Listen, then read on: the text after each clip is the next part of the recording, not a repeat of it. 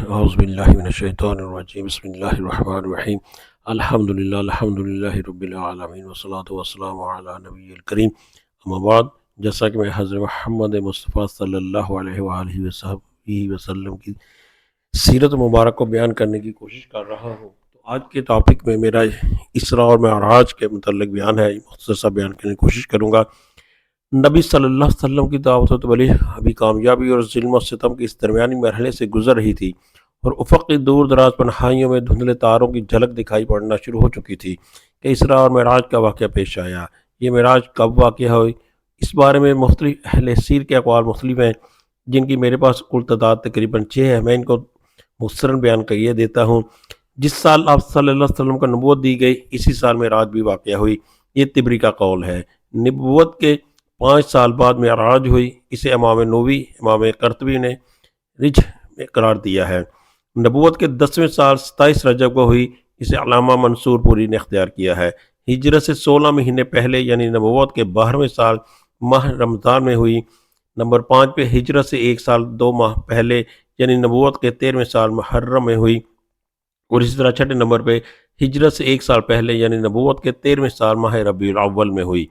ان میں سے پہلے 3 اقوال اس لیے صحیح نہیں مانے جا سکتے کہ حضرت خدیجہ الکبریٰ رضی اللہ تعالی عنہا کی وفات نماز پنجگانہ فرض ہونے سے پہلے ہوئی تھی، اور اس پر سب کا اتفاق ہے کہ نماز پنجگانہ کی فرضیت معراج کی رات ہوئی۔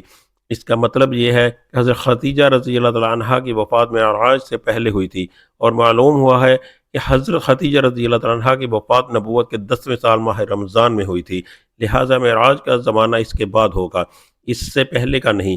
باقی رہے اخیر کے 3 اقوال، تو ان میں سے بھی کسی کو کسی پر ترجیح دینے کے لیے کوئی دلیل نہ مل سکی۔ البتہ سورہ اسراء کے سیاق و سباق سے اندازہ ہوتا ہے کہ یہ واقعہ مکی زندگی کے بالکل آخری دور کا ہے۔ آئمہ حدیث سے اس واقعے کی جو تفصیلات روایت کی گئی ہیں، میں ان کو تھوڑا سا آہستہ آہستہ پیش کرنے کی کوشش کروں گا اپنے مضمون کے حساب سے۔ ابن قیم لکھتے ہیں کہ صحیح قول کے مطابق رسول اللہ صلی اللہ علیہ وسلم کو آپ کے جسم مبارک سمیت براق پر سوار کر کے حضرت جبرائیل علیہ السلام کی معیت میں مسجد حرام سے بیت المقدس تک سیر کرائی گئی۔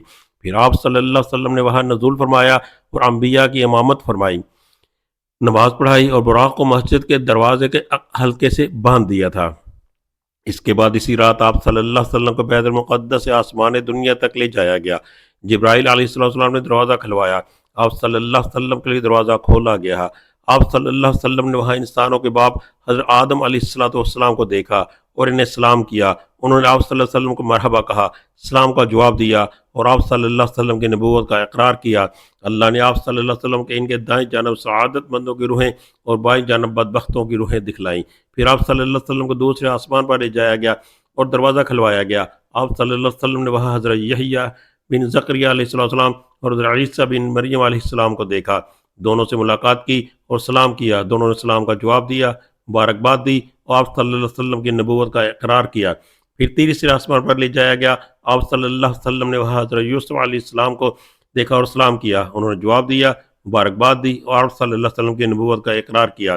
پھر چوتھے آسمان پر لے جایا گیا، وہاں آپ صلی اللہ علیہ وسلم نے حضرت ادریس علیہ السلام کو دیکھا اور انہیں سلام کیا، انہوں نے جواب دیا، مرحبا کہا، اور آپ صلی اللہ علیہ وسلم کی نبوت کا اقرار کیا۔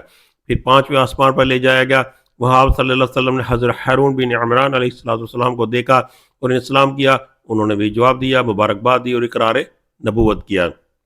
پھر آپ صلی اللہ علیہ وسلم کو 6 آسمان پر لے جایا گیا، وہاں آپ صلی اللہ علیہ وسلم کی ملاقات حضرت موسیٰ بن عمران علیہ السلام سے ہوئی۔ آپ صلی اللہ علیہ وسلم نے سلام کیا، انہوں نے مرحبا کہا اور اقرار نبوت کیا۔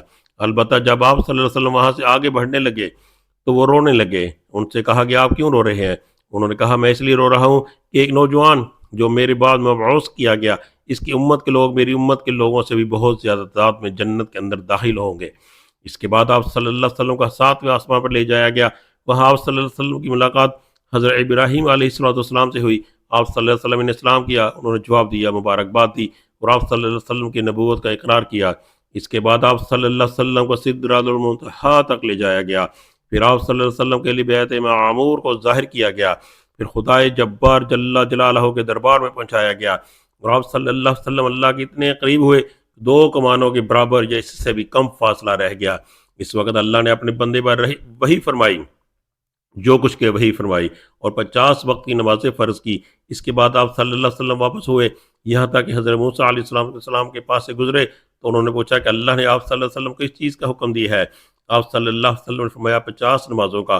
انہوں نے کہا آپ کی امت اس کی طاقت نہیں رکھتی، اپنے پروردگار کے پاس جائیے اور اپنی امت کے لیے تخفیف کا سوال کیجیے۔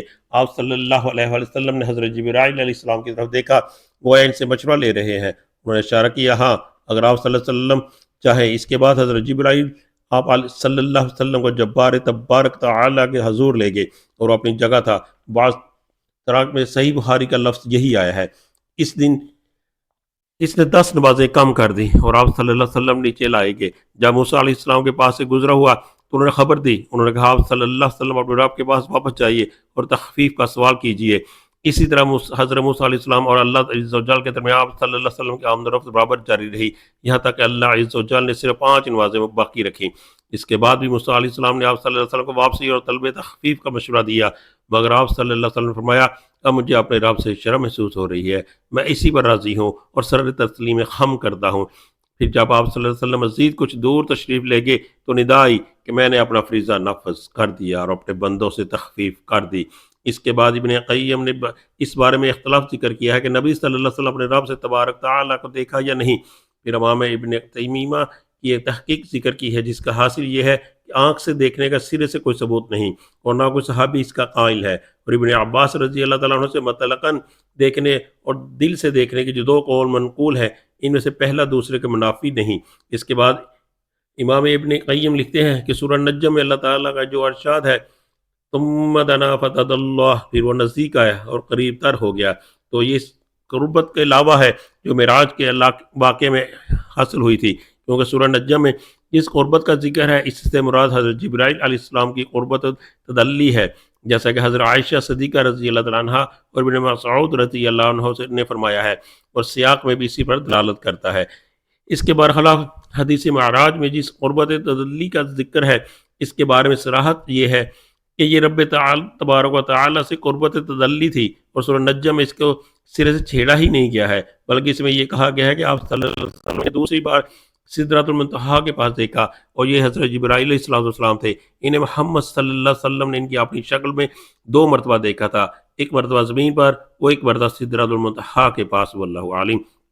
اس دفعہ بھی نبی صلی اللہ علیہ وسلم کے ساتھ شق صدر سینہ چاک کیے جانے کا واقعہ پیش آیا، اور آپ صلی اللہ علیہ وسلم کی سفر کے دوران کئی چیزیں دکھلائی گئیں۔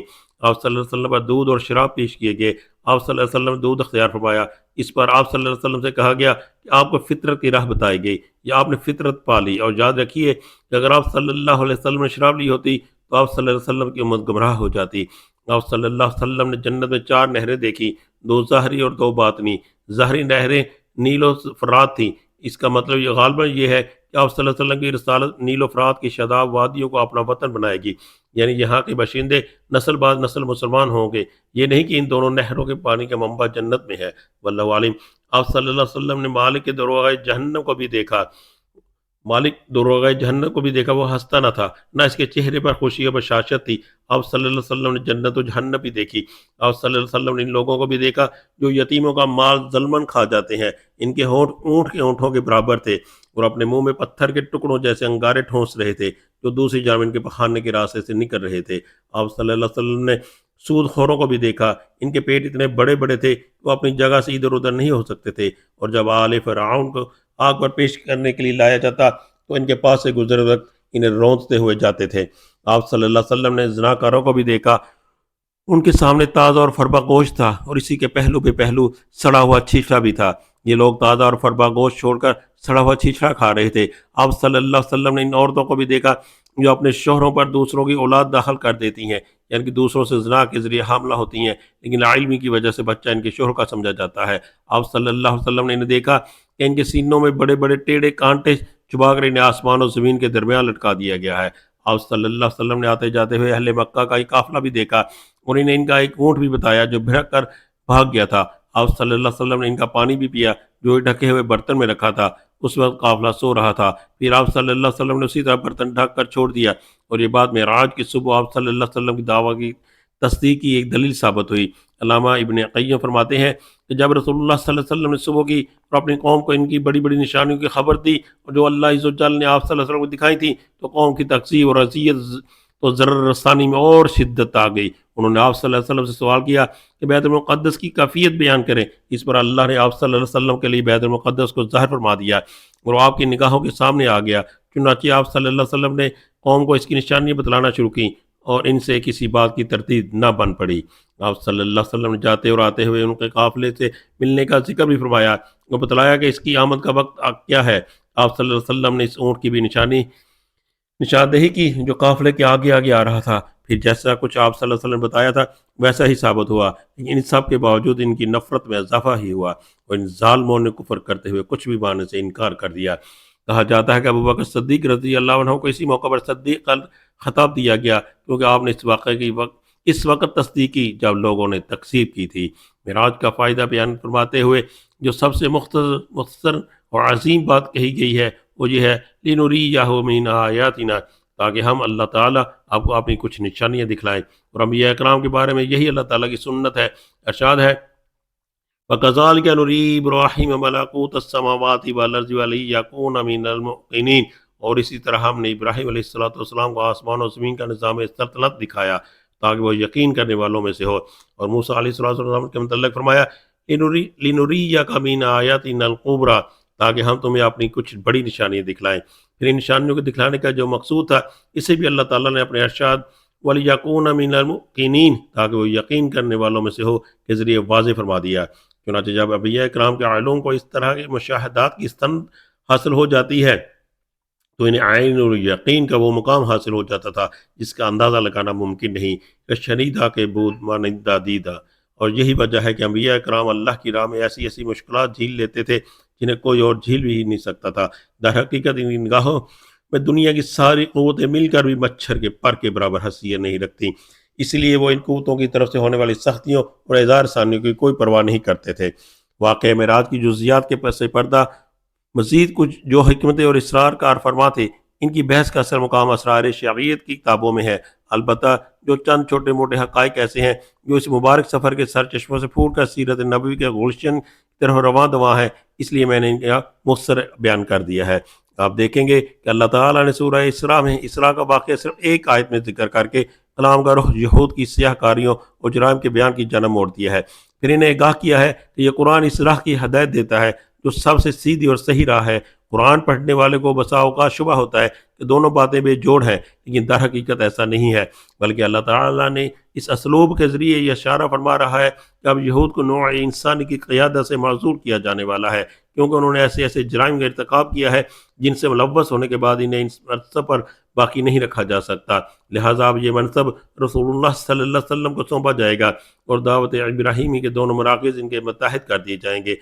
بالفاظ دیگر اب وقت آ گیا ہے کہ روحانی قیادت ایک امت سے دوسری امت کو منتقل کر دی جائے، یعنی ایک ایسی امت سے جس کی تاریخ عذر و خیانت اور ظلم و بدکاری سے بری ہوئی ہے۔ یہ قیادت چھین کر ایک ایسی امت کے حوالے کر دی جائے جس سے نیکیوں بہلائیوں کے چشمے پھوٹیں گے اور جس کا یہ پیغمبر سب سے زیادہ درست راہ بتانے والے قرآن کی وحی سے بہرہ ور رہے ہیں۔